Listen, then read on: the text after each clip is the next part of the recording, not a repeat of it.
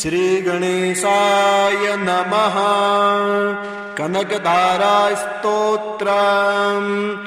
अंगं हरेर्पुलकभूषणमाश्रयन्ति भृङ्गाङ्गनेव मुकुलाभरणं त्वमालाम् अंगे कृताखिल विभूतिरपाङ्गलीला माङ्गल्यदास्तु मम मङ्गलदेवतायाः। मुग्धा मुहुर्विदधति वदने मुरारे प्रेमत्रपा प्रणिहितानि गतागतानि मालादृशोर्मधुकरीव महोत्पलेया सा मे श्रियं दिशतु सागरसम्भवायाः। विश्वमरेन्द्रपदविभ्रमदान्ददक्ष आनन्दहेतुरधिकं मुरविद्विषोऽपि ईषन्निषीदतु मयि क्षणमीक्षणार्धम् इन्दीवरोदरसहोदरमिन्दिरायाः। आमीलिताक्षमधिगम्य मुदा मुकुन्दम् आनन्दकन्दमणिमे समनङ्गतन्त्रम् आकेकरे स्थितिकनि निकपाक्षनेत्रम् भूत्यै भवेन्मम भुजङ्गशयाङ्गनायाः। बाहुवन्तरे मधुजितः श्रितकौस्तुभेया हारावलीवहरणे लमयी विभाते कामप्रदा भगवतो पिकटाक्षमाला कल्याणमावहतु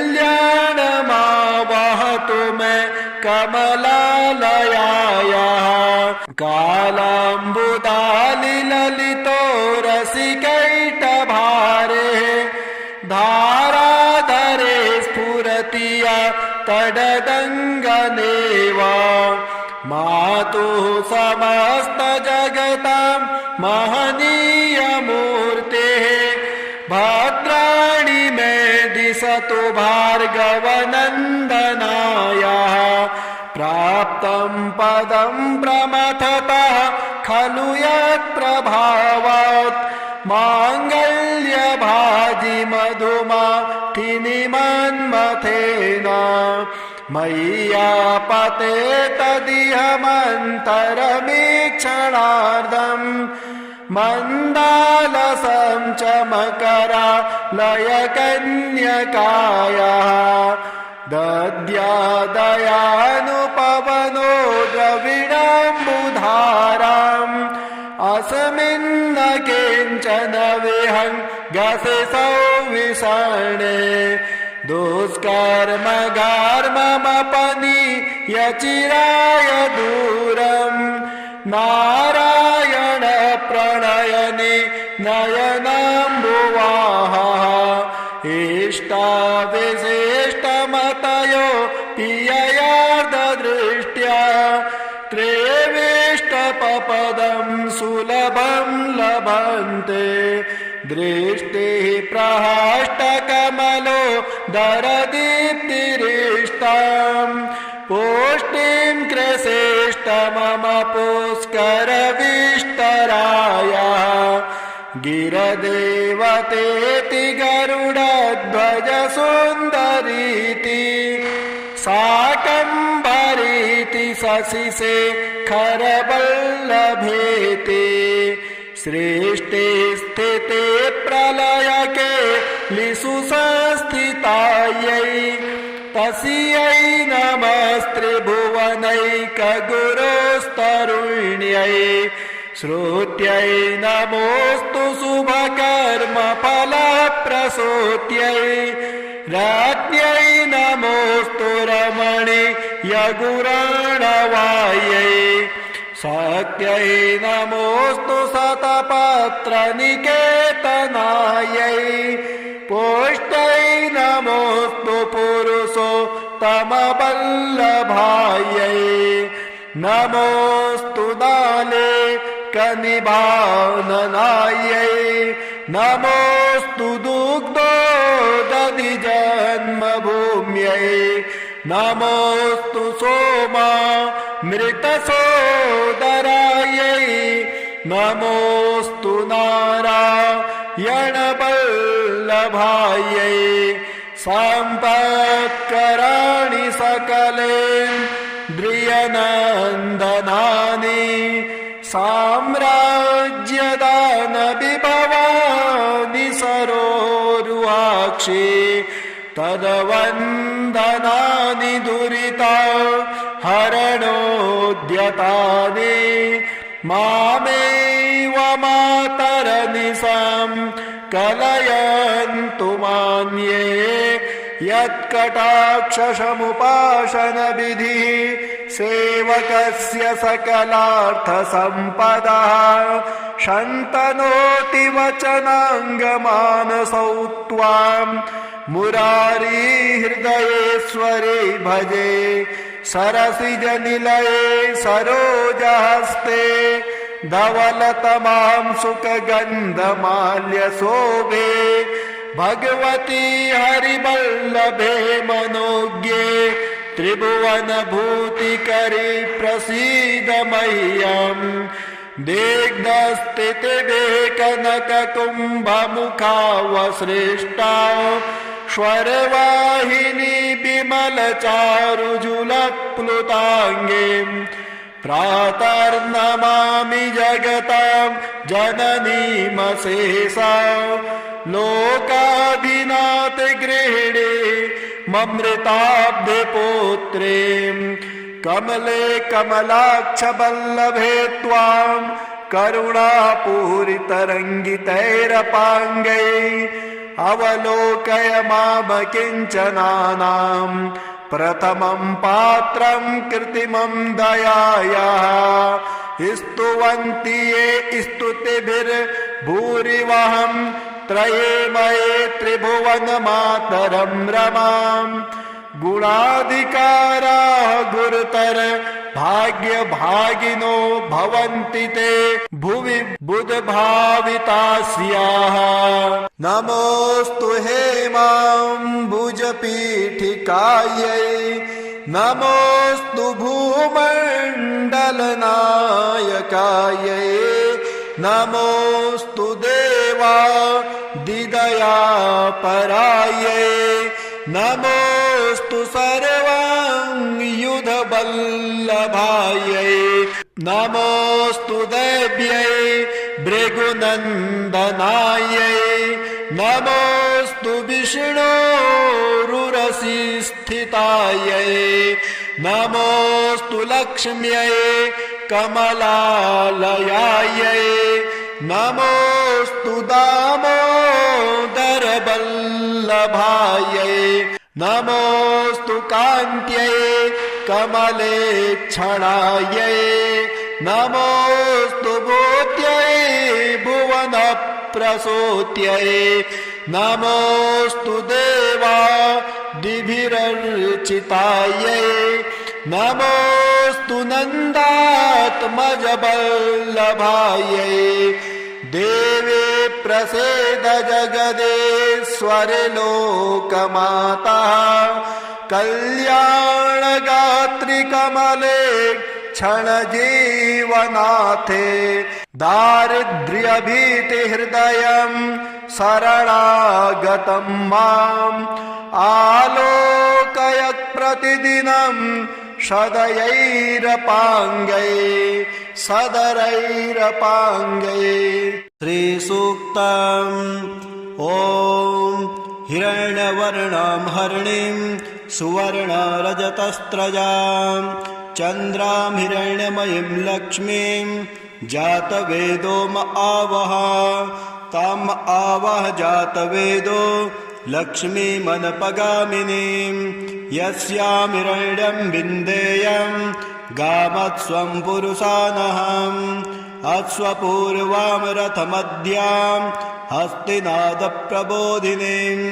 श्रियं देवीमुपहुवये श्रीरमा देवी जुषतां कांसोऽस्मितां हिरण्यप्राकारां मार्द्रां ज्वलन्तीं तृप्तां तर्पयन्तीं पद्मे स्थितां पद्मवर्णां तामिहोपहुवये श्रियं चन्द्रां प्रभासां यशसा ज्वलन्तीं श्रियं लोके देवजुष्टामुदारां तां पद्मनेमिं शरणं प्रपद्ये अलक्ष्मीर्मैनस्य तां त्वां वृणे आदित्यवर्णे तपसोऽधिजातो वनस्पतिस्तौ वृक्षोत बिल्वः तस्य फलानि तपसानुदन्तुं मायान्तराह्याश्च बाह्या अलक्ष्मीः उपैतु मां देवसखः कीर्तिश्च मणिना सह प्रादुर्भूतोऽस्मि राष्ट्रेऽस्मिन् कीर्तिवृद्धिं ददातु मे क्षुत्पिपासामलां ज्येष्ठामलक्ष्मीं नाशयाम्यहम् अभूतिं समृद्धिं च सर्वां निर्णुद मे गृहात् गन्धद्वारां धुराधरसां नित्यपुष्टाङ्करेषिणीम् ईश्वरीं सर्वभूतानां तामिहोपहुवये श्रियं मनसः काममाकुतिं वाचा सत्यमसीमहि पशूनां रूपमह्नस्य मयि श्रीः श्रयतां यशः कर्दमेन प्रजा भूता मयि सम्भव कर्दमः श्रियं वासय मे कुले मातरं पद्ममालिनीम् आपाश्रियन्तु स्निग्धानि चिकले तव समय गृहे निच देवीं मातरं श्रियं वासय मे कुले आर्द्रां पुष्करणीं पुष्टिं पिङ्गलां पद्ममालिनीं चन्द्रामिरण्यमयीं लक्ष्मीं जातवेदोम आवह आर्द्रां यः करणीं यष्टिं सुवर्णां हेममालिनीं सूर्यामिरण्यमयीं लक्ष्मीं जातवेदोम आवह ताम आवह जातवेदो लक्ष्मीमनपगामिनीं यस्यामिरण्यं प्रभूतं गावो दास्योऽस्वान् बिन्देयं पुरुषाणां यः शुचिप्रयतो भूत्वा जुह्याद्याज्यमन्वहम् श्रियः पञ्चदशर्चं च श्रीकामः सततं जपेत् फलस्तुतिः पद्मानने पद्म ऊरु पद्माक्षे पद्मसम्भवे तन्मे भजसि पद्माक्षे येन सौख्यं लभाम्यहम् अश्वदाये गोदाये धनदाये महाधने धनं मे जुषतां देवी सर्वकामाश्च देहि मे पुत्रपौत्रधनं धान्यं हस्तस्वादिगवेरथम् प्रजानां भवसि माता आयुष्मन्तं करोतु मां धनमग्निर्धनं वायुर्धनं सूर्यो धनं वसुः धनमिन्द्रो बृहस्पतिर्वरुणं धनमश्नुते वैनतेय सोमं पिबत पुत्रिः सोमं धनस्य सोमिनो मह्यं ददातु सोमिनः न क्रोधो न च मात्सर्यं न लोभो न शुभामते भवन्ते कृतपुण्यानां भक्त्या श्रीसूक्त जपेत् सदा वर्षन्तु ते विभावरे दिवो अभ्रश्च्य विद्युतः रोहन्तु सर्वबीजान्य ब्रह्मद्विषोज्जये पद्मप्रिये पद्मिने पद्महस्ते पद्मालये पद्मदलायताक्षे विश्वप्रिये विष्णुमनोनुकूले तत्पादपद्मं मयि सन्नधस्ता। ॐ श्रीगणेशाय नमः। कनकधारास्तोत्रम् अङ्गं हरेर्पुलकभूषणमाश्रयन्ति भृङ्गाङ्गनेव मुकुल वैढूर्याभरणं त्वमालाम् अङ्गीकृताखिल विभूतिरपाङ्गलीला माङ्गल्यदास्तु मम मङ्गलदेवतायाः मुग्धा मुहुर्विदधति वदने मुरारे प्रेमत्रपा प्रणिहितानि गतागतानि मालादृशोर्मधुकरीव महोत्पलेया सा मे श्रियं दिशतु सागरसम्भवायाः विश्वमरेन्द्रपदविभ्रमदान्ददक्ष आनन्दहेतुरधिकं मुरविद्विषोऽपि ईषन्निषीदतु मयि क्षणमीक्षणार्धम्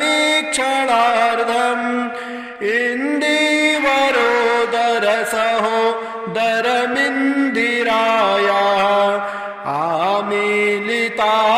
आमीलिताक्षमधिगम्य मुदा मुकुन्दम् आनन्दकन्दमणिमे समनङ्गतन्त्रम् आकेकरे स्थितिकनि निकपाक्षनेत्रम् भूत्यै भवेन्मम भुजङ्गशयाङ्गनायाः बाहुवन्तरे मधुजितः श्रितकौस्तुभेया हारावलीवहरणे लमयी विभाते कामप्रदा भगवतो पिकटाक्षमाला कल्याणमावहतु मे कमलालयायाः कालाम्बुदालिललितो रसिकैटभारे धाराधरे स्फुरति या तडदङ्गनेव मातुः समस्तजगतां महनीयमूर्तेः भद्राणि मे दिशतु भार्गवनन्दनायाः प्राप्तं पदं प्रमथतः खलु यत्प्रभावात् माङ्गल्यभाजि मधुमाथिनि मन्मथेन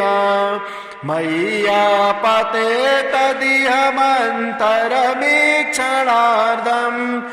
मन्दालसं च मकरालयकन्यकायाः दद्यादयानुपवनो द्रविडाम्बुधाराम् अस्मिन्न किञ्चन विहङ्गसि सौविषणे दुष्कर्मगार्ममपनीयचिराय दूरम् नारायण प्रणयनि नयनाम्बुवाः इष्टाविशिष्टमतयो पिययार्धदृष्ट्या त्रेविष्टपपदं सुलभं लभन्ते दृष्टिः प्रहष्टकमलो दरदीप्तिरिष्टाम् पुष्टिं कृशेष्ट मम पुष्करविष्टरायाः गिरदेवतेति गरुडध्वज सुन्दरीति शाकम्भरीति शशिशेखरवल्लभेति सृष्टि स्थिते प्रलयके लिषु संस्थितायै तस्यै नमस्त्रिभुवनैकगुरोस्तरुण्यै श्रुत्यै नमोऽस्तु शुभकर्मफलप्रसूत्यै राज्ञै नमोऽस्तु रमणीयगुराणवायै शक्त्यै नमोऽस्तु शतपत्रनिकेतनायै पुष्ट्यै नमोऽस्तु पुरुषोत्तमवल्लभायै नमोऽस्तु दाले कनिभाननायै नमोऽस्तु दुग्धोदधि जन्मभूम्यै नमोऽस्तु सोमामृतसोदरायै नमोऽस्तु नारायणवल्लभायै सम्पत्कराणि सकलेन्द्रियनन्दनानि साम्राज्यदानविभवानि सरोरुहाक्षि तद्वन्दनानि दुरिता हरणोद्यतानि मामेव मातरनिशं कलयन्तु मान्ये यत्कटाक्षसमुपासनविधिः सेवकस्य सकलार्थसम्पदः शन्तनोति वचनाङ्गमानसौ त्वां मुरारी हृदयेश्वरे भजे सरसिजनिलये सरोजहस्ते धवलतमां सुखगन्धमाल्यशोभे भगवती हरिवल्लभे मनोज्ञे त्रिभुवनभूतिकरे प्रसीद मह्यम् दिग्धस्थितिभे कनककुम्भमुखावसृष्टा स्वरवाहिनी विमलचारुजुलप्लुताङ्गीम्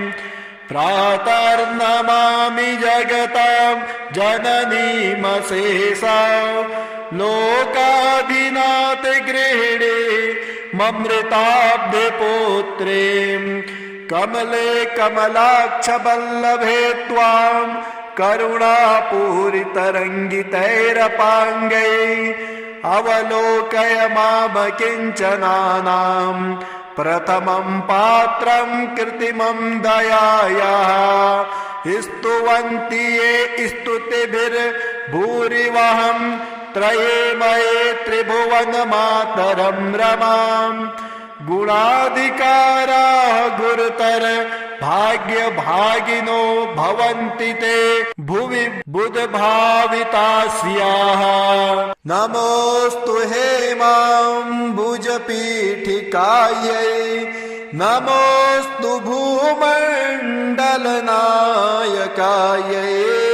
नमोऽस्तु देवादिदयापरायै नमोऽस्तु सर्वाङ्गयुधवल्लभायै नमोऽस्तु देव्यै भृगुनन्दनायै नमोऽस्तु विष्णोरुरसिस्थितायै नमोऽस्तु लक्ष्म्यै कमलालयायै नमोऽस्तु दामोदरवल्लभायै नमोऽस्तु कान्त्यै कमलेक्षणायै नमोऽस्तु भूत्यै भुवनप्रसूत्यै नमोऽस्तु देवादिभिरर्चितायै नमोऽस्तु नन्दात्मजवल्लभायै देवे प्रसीद जगदेश्वरि लोकमातः कल्याणगात्रि कमले क्षणजीवनाथे दारिद्र्यभीतिहृदयं शरणागतं माम् आलोकयत् प्रतिदिनं सदरैरपाङ्गै श्रीसूक्तम् ॐ हिरण्यवर्णां हरिणीं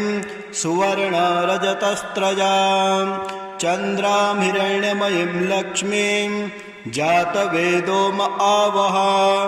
ताम् आवह जातवेदो लक्ष्मीमनपगामिनीं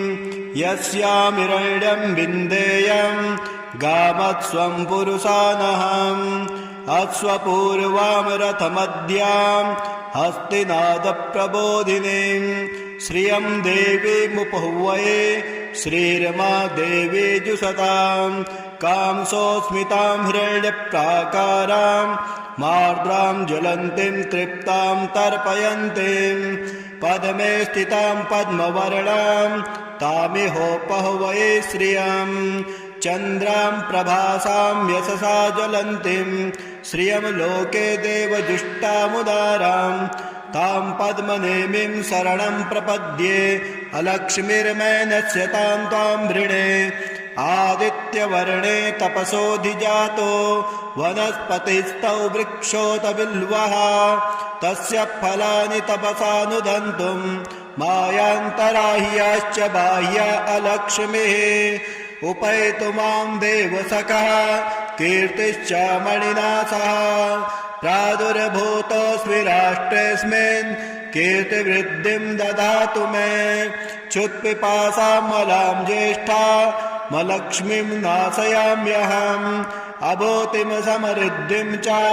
सर्वां निर्णुद मे गृहात् गन्धद्वारां धुराधरसां नित्यपुष्टाङ्करेषिणीम् ईश्वरीं सर्वभूतानां तामिहोपहवये श्रियं मनसः काममाकुतिं वाचा सत्यमसीमहि पशूनां रूपमह्नस्य मयि श्रीः श्रयतां यशः कर्दमेन प्रजा भूता मयि सम्भव कर्दमः श्रियं वासय मे कुले मातरं पद्ममालिनीम् आपाश्रियन्तु स्निग्धानि चिकले तव समय गृहे निच देवीं मातरं श्रियं वासय मे कुले आर्द्रां पुष्करणीं पुष्टिं पिङ्गलां पद्ममालिनीं चन्द्रामिरण्यमयीं लक्ष्मीं जातवेदो आवह आर्द्रां यः करणीं यष्टिं सुवर्णां हेममालिनीं सूर्यामिरण्यमयीं लक्ष्मीं जातवेदो आवह ताम आवह जातवेदो लक्ष्मीमनपगामिनीं यस्यामिरण्यं प्रभूतं गावो दास्योऽस्वान् विन्देयं पुरुषाणां यः शुचिप्रयतो भूत्वा जुह्याद्याज्यमन्वहं श्रियः पञ्चदशर्चं च श्रीकामः सततं जपेत् फलस्तुतिः पद्मानने पद्म ऊरु पद्माक्षे पद्मसम्भवे तन्मे भजसि पद्माक्षे येन सौख्यं लभाम्यहम् अश्वदाये गोदाये धनदाये महाधने धनं मे जुषतां देवी सर्वकामाश्च देहि मे पुत्रपौत्रधनं धान्यं हस्तस्वादिगवेरथम् प्रजानां भवसि माता आयुष्मन्तं करोतु मां धनमग्निर्धनं वायुर्धनं सूर्यो धनं वसुः धनमिन्द्रो बृहस्पतिर्वरुणं धनमश्नुते वैनतेय सोमं पिबतु पुत्रिः सोमं धनस्य सोमिनो मह्यं ददातु सोमिनः न क्रोधो न च मात्सर्यं न लोभो न शुभामते भवन्ते कृतपुण्यानां भक्त्या श्रीसूक्त जपेत् सदा वर्षन्तु ते विभावरे दिवो अभ्रश्च्य विद्युतः रोहन्तु सर्वबीजान्य ब्रह्मद्विषोज्जये पद्मप्रिये पद्मिने पद्महस्ते पद्मालये पद्मदलायताक्षे विश्वप्रिये विष्णुमनोनुकूले त्वत्पादपद्मं मयि सन्नधस्ता।